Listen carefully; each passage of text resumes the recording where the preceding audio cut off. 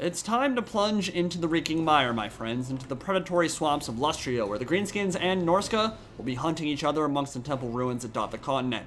We're back at it with two very talented players, as Slade and Morgengrat beat the crap out of each other for our entertainment. And this really was an amazing high-skill game, so stick around, it's gonna be a good show. I believe Slade only plays the Greenskins, so he knows I'm in and out, been with him through thick and thin, and with a Night Goblin Warboss on a giant cave squig, he is immune to psychology with AP and a 40 bonus versus infantry for only 1200 gold, and a Tormentor Sword for freezing enemy aggression for 9 seconds. Super cost-efficient Lord if you want to go wide, and a Night Goblin Shaman with Gorkle Fix-It, Itchy Nuisance, Sneaky Stabbin', and Vindictive Glare. A magic missile that can almost one-shot squishy mages when overcast and hits large units like a ton of bricks. So really good for sniping out important heroes, lords, and monsters. And the Broken Tusk Mob Regiment of Renown, the premier Greenskin cavalry that can fill a lot of different roles for you and put a whooping on a variety of different threats. They're great against armored units, they're great against unarmored units, they can hammer and anvil, they can do a lot for you. And Black Orcs, you know them well, on my best units list, one of the beefiest infantry units in the game,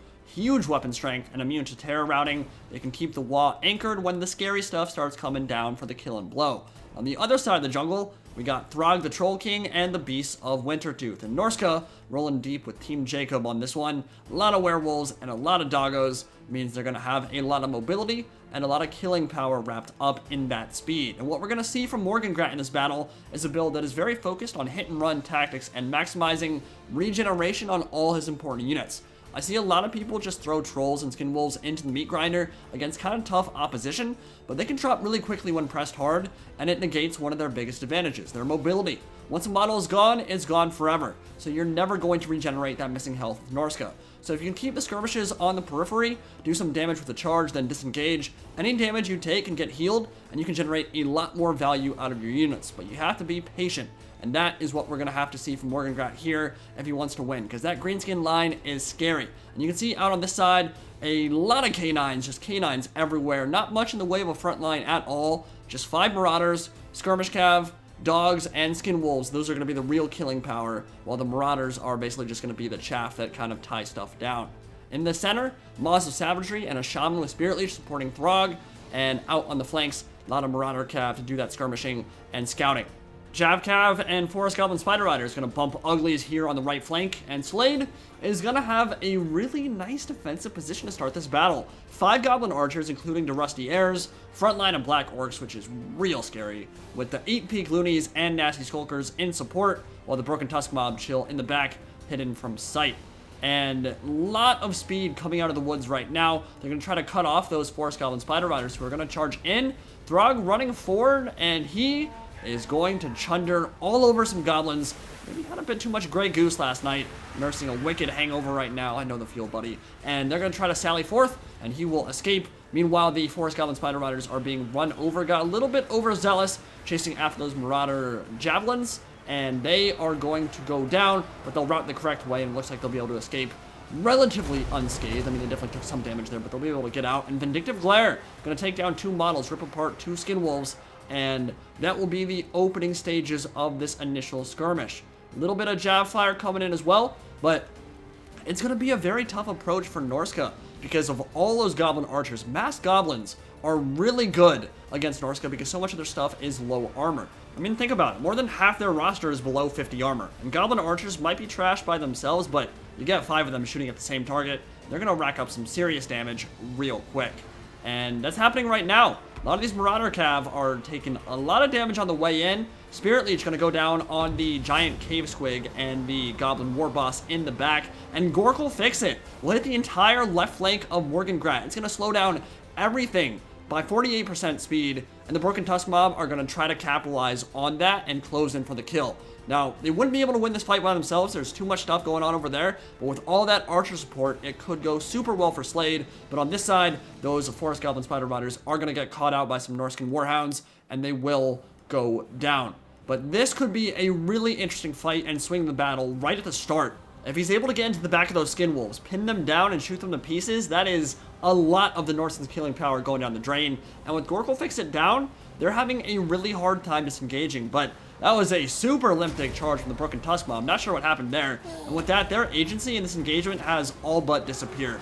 Slade knows it, He's going to disengage, he's going to pull out, but now things are a bit scary for the Broken Tusk mob, because Throgg can get that Frostbite contact effect down, and their speed is basically halved. And as the Skin Wolves pile in, trying to get some fresh bacon, that hurt the Greenskin cavalry a lot there. But a nice itchy nuisance is going to make sure that they don't push that advantage any further. And Morgengrat, being very savvy here, realizing with all that archer fire coming in, sticking around is not going to be a good idea. He is going to disengage and allow that regen to kick in and get some more health back on those Skin Wolves, who probably haven't lost too many models right now. And of course, Throgg will be able to get a lot of HP back as well. Spirit Leech going down on the Broken Tusk mob, and Marauder Horsemasters charging in from the flank, getting directly into the Goblin Archers, and gonna quickly pull away from that as the Broken Tusk mob try to overlap the engagement. And Spirit Leech, again, very good spell for killing cavalry models. It's not necessarily amazing for nuking the entire unit like Fate of Buna is, but it is better at killing individual entities. And so that is why that's used, and it's the only spell actually we brought with the Lore of Death here. Throgg into the middle of the Black Orcs. Wa is going to get popped, and it's a good use of it, honestly. He might not get a better use, because Marauders are not going to commit everything to the fight right now. They would get absolutely slaughtered, so getting a lot of damage in on Throgg right now, not a bad idea at all, but he's a big boy. He can pull away, and he's going to do so right now. Broken Tusk mob charging up the center, and Moss's Savagery and the Skin Wolves getting in there. That should be the end of Slade's cavalry. But the Greenskins doing a great job with their skirmishers right now, racking up plenty of DPS against everything stuck in the river, and still in a good spot in terms of positioning on that shoreline. While Marauders on this side are sliced, diced, and filleted by the Black Orcs, who are having a field day, showing the Dark Gods what melee combat is really all about. It's not even fair. Lots of arms, lots of heads flying, and very few of those will be on the Black Orc side of things. That is their favorite kind of engagement. Low tier chaff, basically. They're gonna get chopped up real nice, and the Wa should be pretty happy with that. But Wa has ended here as the Night Goblin War Boss charges forward on that giant cave squig, trying to get a little bit of damage in, but the Skin Wolves trying to charge in and tie him up. But as he notices that a lot of archer fire coming back, get back to the safety of the tree line and get some more regen, as Vindictive Glare Overcast is going to destroy that Shaman Death Sorcerer. My lord. Full HP down to almost zero. Like I said, that can take you down real quick. Squishy mages, squishy nerds are not going to have a good time when that magic missile impacts on them. And he almost got one shot there. That was crazy. He's out of the fight for right now, routing, and here in the center, the Sneaky Stabbers and the 8-Peak Loonies getting some nice backstabs into the rear of those naked Marauders and getting their heads chopped off. But back in the line for Morgengrat and the Skin Wolves, getting into the cookie jar a bit, into the Goblin Archers, ruining a bunch of those ranged DPS support units, and it's going to be another Gorkle Fix-It as it goes down. Will lower their speed, but Black Orcs still probably will not be able to catch up to them too easily. Actually, they are, and that could be some really good damage there. Gorkle Fix-It, really nice use. Actually going to prevent those Skin Wolves from disengaging, and they're routing now. That was a super nice use from Slade. And that means the Black Orcs are going to chomp them up and get about half that unit gone. Got those choppas out and went to work. And these are the kind of battles I love. We are not seeing people playing football here. Lots of skirmishing. Both players trying to get the maximum out of their units. And another sneaky charge from the flank into the Goblin Archers, who've been firing non-stop this game and done so much damage to those Marauder Horsemen and all the skirmish units in the center here. But still a lot of harrying on the other flank, the far left flank for the Greenskins. Still plenty of action going out on that side as the Goblins still fight in the river. And Itchy Nuisance in the center on top of Throgg. Gonna debuff him and his weapon damage and his melee attack. Black Orcs might not want to sally forth too much there, because then Skin Wolves can maybe retreat up the hill, get a downhill charge, that kind of thing. But more very aggressive play from Morgengrat and Norsca, charging forward with those Marauder Horsemen, trying to compromise the back line. Shaman Sorcerer is back in the fight now, with a sliver of HP left. Remember, all he has is Spirit Leech, so he's not very expensive. Probably only like 800, 900 gold tops, but he is back in there. And we're looking at some more skirmishing as Vindictive Glare gonna get summoned again by the Great Goblin Shaman. And it looks like that'll be going right for the Shaman Sorcerer, and he's gone. His head just flew off, and is going to kill some of the models behind him too, who are running from the field. A shameful display, and a nice snipe from the Goblin Shaman there to take out that target.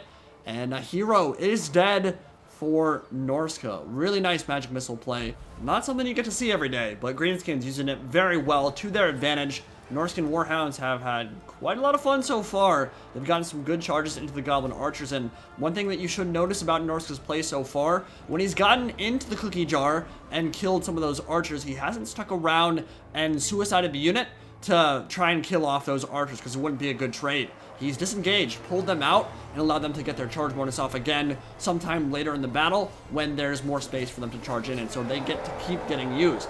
Some Marauder Cav are going to go down to those Black Orcs, chopped up a bit. Horse not having a good time as an axe finds its legs and cuts them to pieces, but over on this side, more Marauder Cav charging forward, and it looks like they will get a frontal charge into the Goblin Archers as Gork'll Fix It will go down yet again, or maybe, yeah, and that'll slow them down as they try to disengage, but can the Black Orcs actually catch up to him? It looks like they are getting committed back into the fight, and it is allowing those archers to fire in more as well. So, yeah, I mean, we've seen some really good uses of Gork'll Fix It, which isn't a spell that I particularly see very often. I think it's really cool that we're getting to see that much action from the Lord of the Little Wa. And over here, Skin Wolves charging into the back, getting rid of some more archers. Black Orcs are going to be that bastion of leadership and killing power the Greenskins need to rely on as we get into later stages of this battle.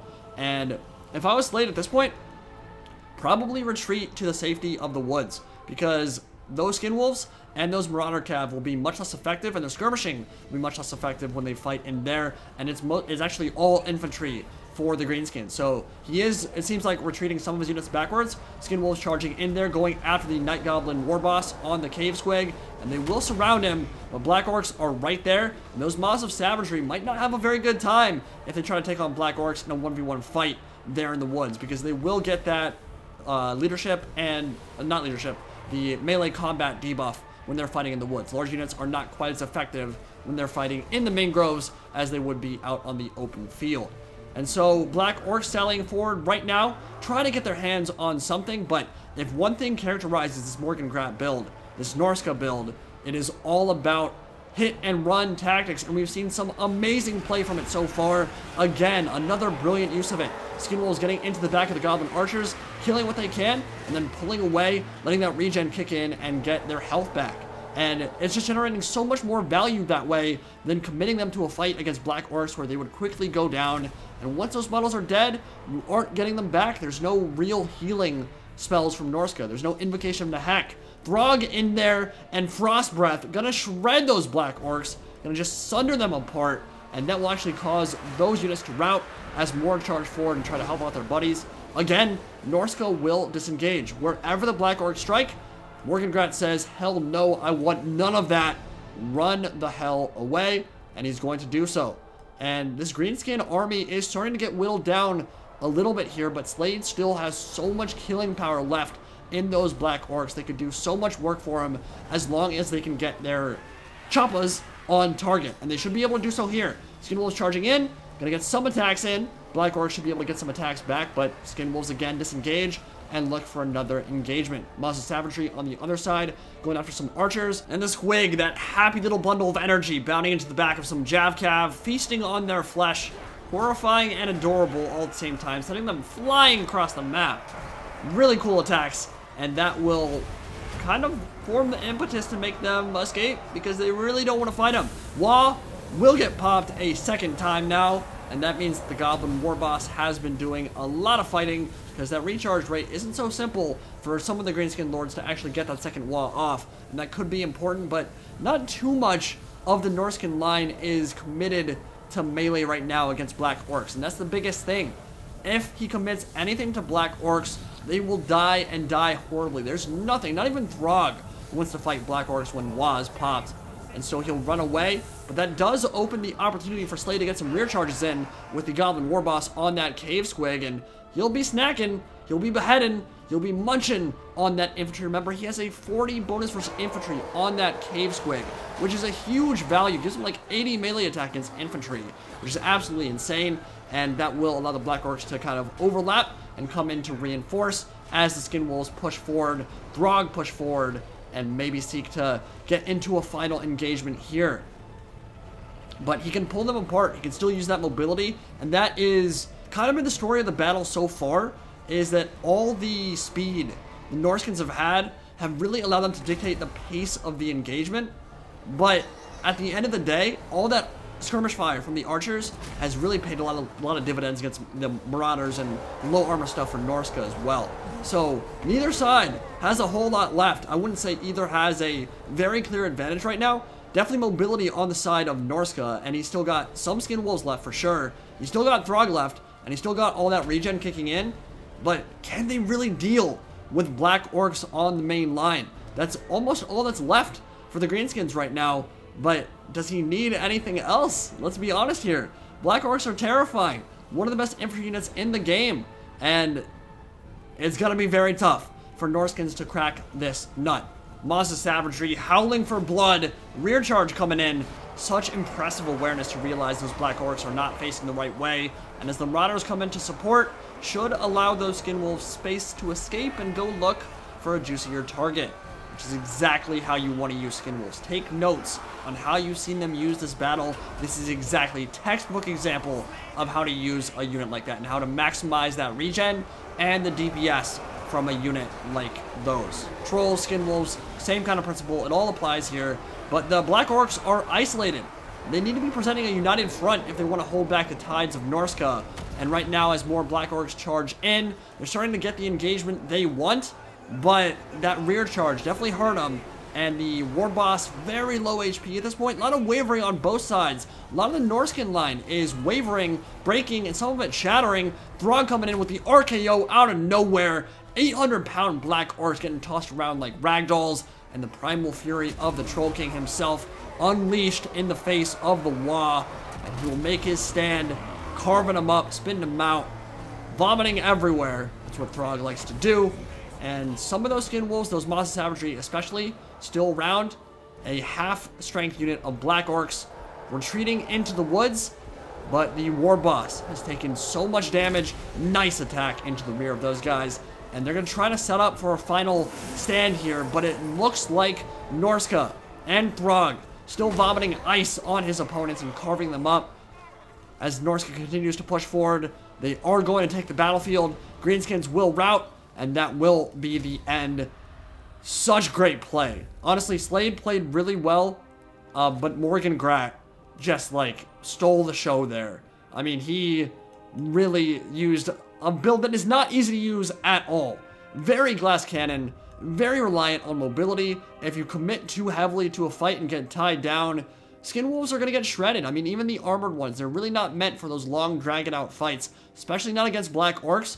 And just the way he was able to strike it, so many different flanks, so many different angles, get into goblin archers time and time again, compromise the back line, but not overcommit to it, and allow those skin wolves and Throgg, who got 3,000 HP from regen in that battle. He almost doubled his HP pool from regen in and of itself. I mean, it's just a textbook example of how to use that kind of build. Amazing play, super entertaining to watch, and I love seeing this matchup too. I wouldn't call either Norsca or Greenskins top tier right now, but they are very much competitive, and when handled well, can bring home the bacon against a lot of different factions.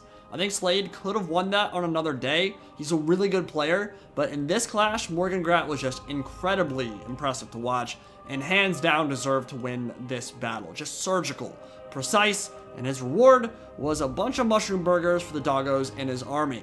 Thank you all for watching this one. Good game to both players. Hope you all enjoyed. Indie Pride, signing out for now. We're going, guys.